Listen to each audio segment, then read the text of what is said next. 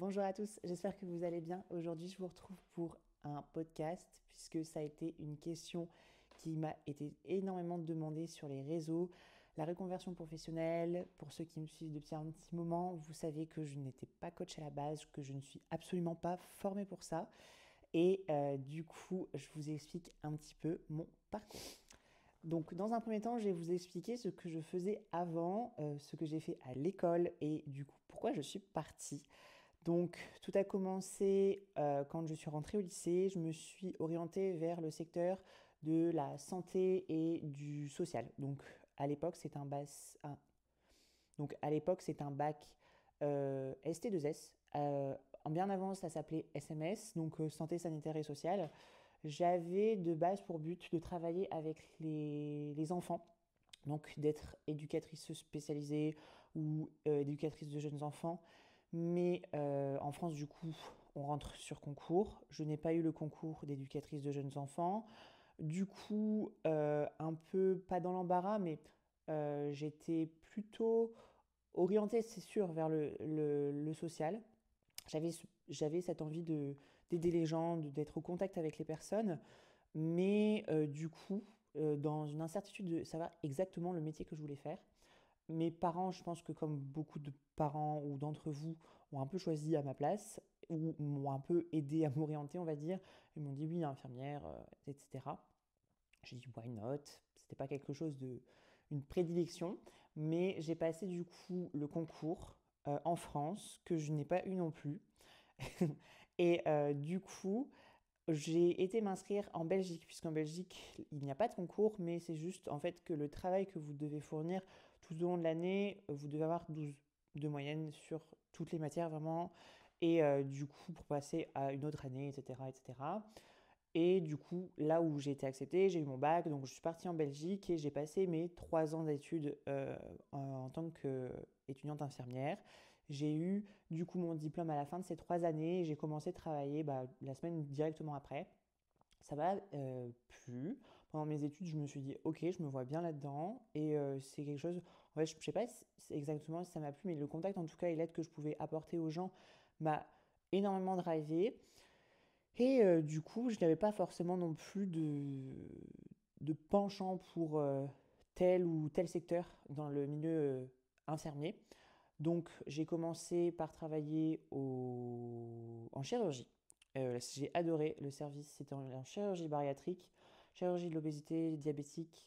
C'était très très bien. Et franchement, avec le sport en plus, puisque j'avais commencé du coup la musculation, le body, ça matchait super bien puisque je pouvais, moi, de par mon expérience, etc., apporter des conseils ou autres pour en fait le post-chirurgie bariatrique. Et en fait, le gros problème qui s'est passé, l'hôpital a brûlé.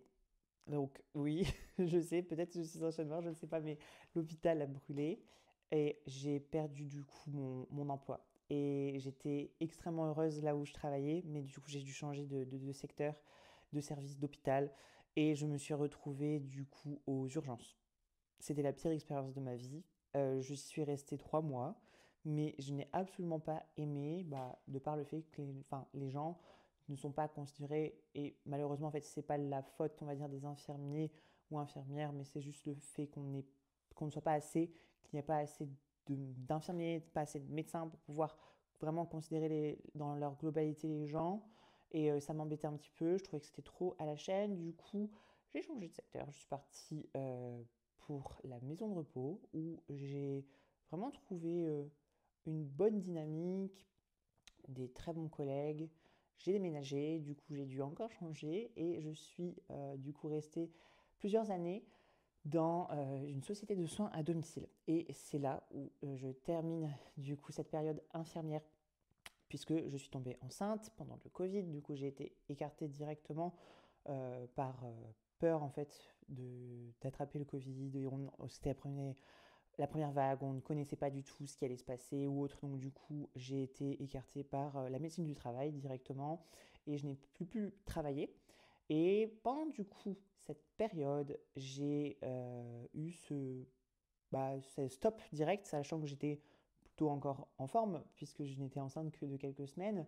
Et je me suis dit, ok, infirmière c'est bien, mais surtout durant le Covid, j'ai vu les effets vraiment de, d'un burn-out ouais, qui commençait à pointer le bout du nez. C'était extrêmement compliqué et je me suis dit, ok, est-ce que tu veux encore faire ce métier durant toutes ces années? Et avec Vincent, du coup, on a un peu discuté de ça et il me dit, mais pourquoi tu n'essayes pas une activité de coach, sachant que j'avais du coup mon background dans le body, qu'il y avait eu beaucoup de gens qui m'avaient demandé en coaching et où j'ai toujours du coup refusé parce que pour moi, je n'avais pas bah, cette capacité à coacher puisque je n'étais juste athlète, pas coach et je n'avais pas de diplôme. Et Vincent m'a dit, je peux t'apprendre, etc. Et en fait, en me renseignant, du coup sur Internet, je savais que pour être coach en France, il fallait le BPJEPS. Et du coup, maintenant, je crois qu'il y a une autre possibilité de devenir coach sportif. Je parle donc éducateur sportif, comme Vincent, il a sa carte, etc. Mais en fait, pour pouvoir être coach et coacher en salle, etc., il faut cette carte-là. Et moi, j'étais en salle, donc je ne pouvais pas reprendre une des études pour partir sur un BP, et sachant qu'il y a des épreuves physiques. Donc j'ai regardé sur Internet, etc. Et je suis tombée sur une formation en ligne qui s'appelle de mémoire SSCS Training, je vous le noterai, qui m'a permis du coup de passer un diplôme dans la branche nutrition et dans la branche sportif. C'est une formation qui est très généralisée et du coup qui sincèrement, de mon point de vue, comme j'avais déjà des bases de par mon expérience dans le milieu des connaissances de Vincent, qui ne m'a pas appris grand-chose. Ça m'a appris de par d'autres sports, puisque on voit, c'était pas ciblé bodybuilding, c'est vraiment ciblé sport en règle générale, régime en règle générale, nutrition en règle générale. Ça m'a appris pas mal de choses, et j'ai aussi revu pas mal de petites matières que j'avais pu apprendre quand j'étais infirmière, parce qu'on avait des cours de diététique ou autres, et du coup j'avais des rappels, et j'ai kiffé en fait. Je me suis dit, waouh, retourner à l'école, ça me plairait bien parce que j'avais du coup l'âme d'adulte, on va dire, complètement différente, avec une vision complètement aussi différente de l'apprentissage. Et c'était très facile pour moi d'apprendre. Donc pendant toute ma grossesse, j'ai passé cette formation. Je pouvais passer mon diplôme en ligne en fait parce que c'était des questionnaires qu'on avait en ligne. Et à la fin, le bilan final pour avoir son diplôme, c'était une étude de cas. Donc du coup, il n'y a pas fort possibilité en fait de triche ou autre. Et en fait, vous avez du temps aussi sur les questions. Donc vous pouvez vraiment pas tricher par rapport à ça. Ou du coup, j'ai eu ce diplôme. Malheureusement, en France, comme je vous le dis, coach en salle, moi, je ne peux pas coacher en salle. Mais ce que j'ai pu faire, du coup, grâce à ça, c'est que j'ai pu m'inscrire en tant que coach de vie et du coup pouvoir déclarer, ni plus ni moins, mes prestations, parce que sinon j'aurais été dans l'inégalité et c'est absolument pas ce que je voulais, justement. Et c'est pour ça que j'ai passé ce diplôme, pas pour avoir une étiquette où j'ai un diplôme, c'est juste vraiment pour checker le fait qu'en France, on avait besoin de ça. Maintenant, on est parti de la France, etc. Donc ça, c'est un autre sujet. Ici au Canada, par exemple, vous n'avez pour être coach en salle pas besoin de diplôme. Et même pour être coach tout court, c'est pas quelque chose en fait qui est éducateur physique. Donc les gens qui s'occupent football américain, tout ça, les coachs là-dessus, là, vous avez un diplôme, mais pour tout ce qui est dans le bodybuilding, dans les salles de fitness, etc., vraiment, non. Donc, voilà, par rapport aux vraiment différences qu'il y a par rapport à ici et en France. Et du coup, depuis ce temps-là, je me suis dit, ok, quand j'accoucherai, là, donc j'ai commencé, quand j'ai eu mon diplôme, j'ai eu commencé à coacher, où j'ai vu que je me faisais un salaire d'infirmière, mais du coup, sans être infirmière. Et je me suis dit, ouais, je reprendrai mon travail en mi-temps, plus j'accumulerai du coup mon coaching. Et en fait, j'ai essayé de reprendre du coup en mi-temps après avec Eden, quand Eden est né, au bout de 3 mois. Et avec le coaching, le mi-temps, sachant que c'était même pas un mi-temps, parce qu'en vérité, comme on me rappelait tout le temps, je faisais plus un trois quarts temps qu'un mi-temps, parce qu'il y avait il n'y avait pas assez de monde, beaucoup d'infirmières malades ou autres, donc que je devais remplacer, plus du coup coaching, bébé, euh, le travail d'infirmière, le fait d'aller du coup à la salle parce que je voulais redevenir athlète dans le bodybuilding après ma grossesse, j'ai vite déchanté et je me suis dit ok, donc là en tant que coach, je gagne plus que mon mi-temps. Donc le mi-temps que j'avais à l'époque en tant qu'infirmière, il était de 1 200 euros. Donc je travaillais comme je vous dis, c'était même pas un mi-temps, c'était presque un trois quarts temps, puisque j'avais des heures supplémentaires en fait en vérité, mais 2200 euros. Et je gagnais en tant que coach à mes débuts 1700 euros. Je me suis dit, ok, on va, je pense, gagner du temps, faire du contenu sur Instagram, prendre le temps vraiment d'aller à la rencontre des gens, pouvoir essayer de faire du prospect par rapport à ça, et oublier, je pense, cet aspect en fait infirmier. Et quand j'ai mis du coup de côté la carrière d'infirmière, je me suis mise 100% dans le coaching. Ça a été effet boule de neige et ça, ça, ça a grandi et j'ai été vraiment pas confiante au début, mais confiante de mon travail, de ce que je fournissais et tellement heureuse en fait d'être partie de ça, puisque à mon maximum que j'ai pu toucher en tant qu'infirmière, je travaillais en Belgique. Donc je n'étais pas frontalière, j'étais trop jeune quand j'ai eu mon diplôme, le revenu frontalier a été stoppé, je pense 2 ans avant que je sois diplômée. Donc voilà, quand on est frontalier, il faut savoir qu'en tant qu'infirmière, vous gagnez 4000 euros. Donc vous n'êtes pas imposable. Donc ça, c'était du coup très très cool. Les frontaliers qui l'ont eu le gardent, mais c'est tout. Donc c'est des gens qui travaillaient en Belgique, mais qui résidaient en France et qui avaient un nombre de kilomètres entre la France et la frontière restreinte, enfin bref. Mais moi, je ne l'avais pas. Donc au maximum, en faisant en Belgique, vous travaillez 42 heures et demie par semaine et non 37. Je gagnais 2100 euros par mois et j'étais à 7 années d'expérience. Donc voilà, on m'avait repris mon expérience professionnelle et mon plus gros chiffre d'affaires en tant que coach à l'heure actuelle a été de 5000 euros. Donc je ne regrette en rien ce que j'ai pu faire en tant qu'infirmière puisque ça m'a beaucoup aidé à me développer moi-même, à vraiment apprendre de la vie en règle générale, avoir énormément de choses. J'ai beaucoup aimé ce métier. La seule chose en fait qui m'a fait arrêter, c'était la surcharge de travail, le fait qu'on soit sous-payé, qu'on travaille énormément, que je voyais très peu mon fils du coup, et que je me disais mais les week-ends ça va être compliqué, les fêtes ça va être compliqué, et du coup j'ai pris mon courage à deux mains pour sauter le cap d'un changement de profession. Et à l'heure actuelle, je suis vraiment très heureuse de faire ce métier. Donc le chiffre d'affaires que je vous ai donné là, après, à côté de ça, il y a plein d'autres choses. Il y a effectivement, je donne des cours de posing. Donc il y a le posing en plus. Et du coup, ça fait un cumul de tout ça. Mais voilà, en toute franchise. Et c'est le plus beau métier pour moi que j'ai pu faire entre infirmière et coach. C'est deux choses en fait qui se rallient et je retrouve toujours ce côté humain que je pouvais avoir en aidant les gens qui étaient à l'hôpital, mais là d'une autre manière pour les pousser, les encourager, les amener à quelque chose de positif, à une appréciation de leur physique, à des changements mentaux, une amélioration là-dessus. Et vraiment, je fais ce métier avec joie. Et en plus de ça, j'ai à peaufiner, on va dire, cet aspect coach en ajoutant, depuis qu'on arrive au Canada, une formation sur les TCA.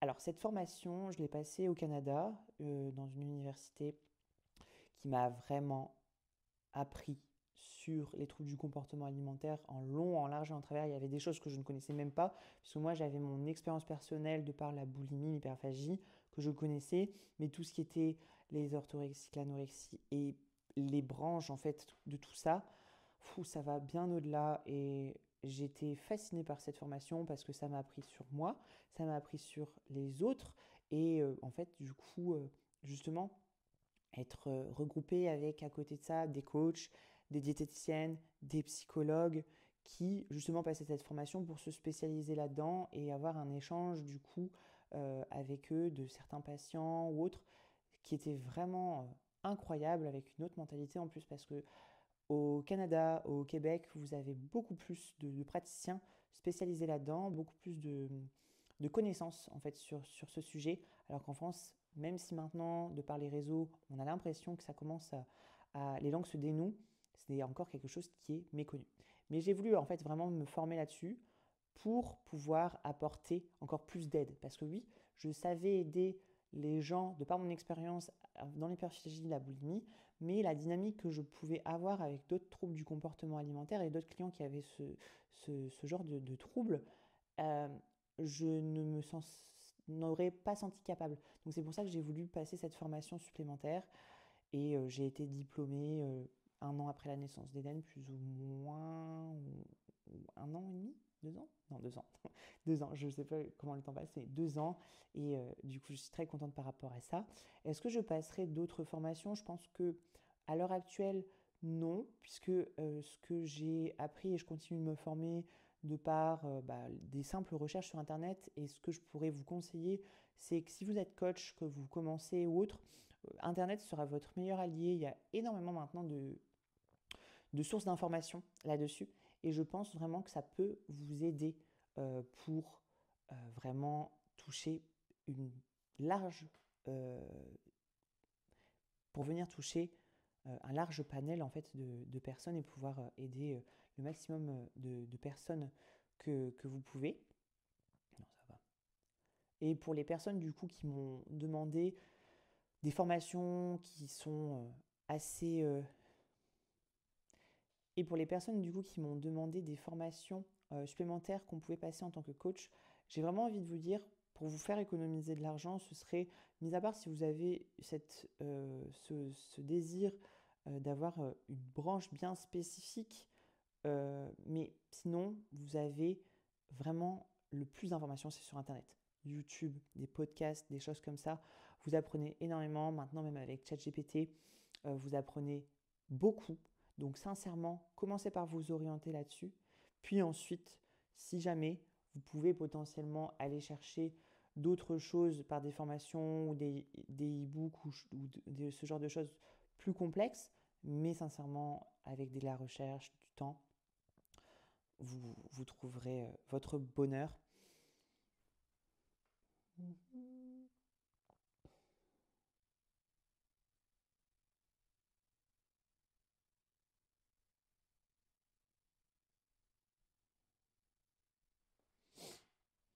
Et pour ces mots de fin, je pense que ce qui m'a aussi beaucoup poussé à me tourner vers le coaching, comme je vous ai dit, c'est que j'avais besoin de ce contact humain.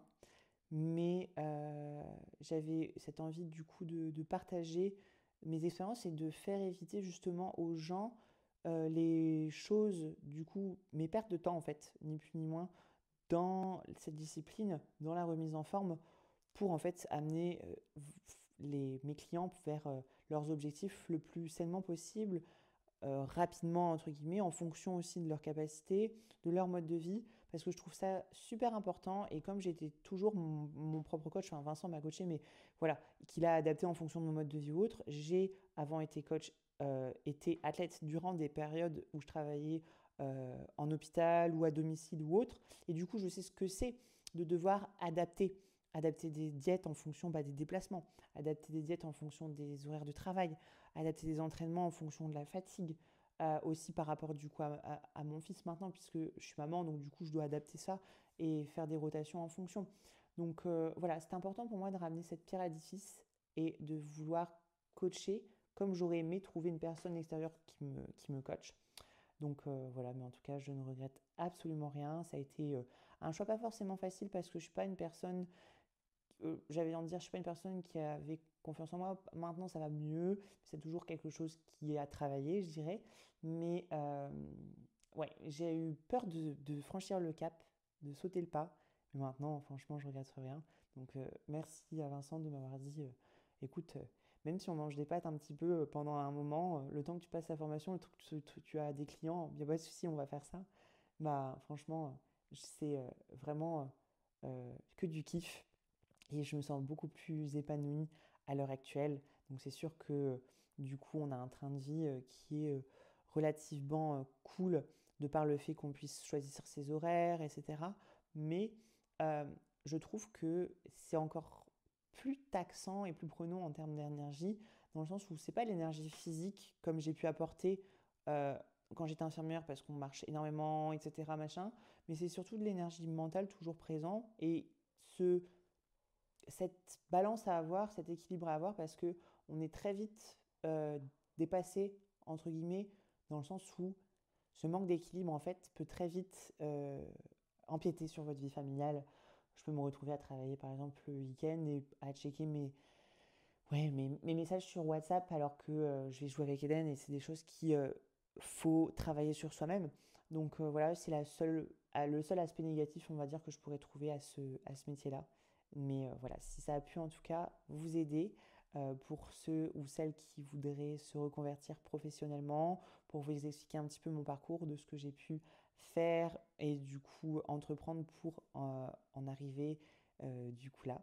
C'était avec plaisir. Sur ce, je vous souhaite plein de bonnes choses et à la prochaine. Salut!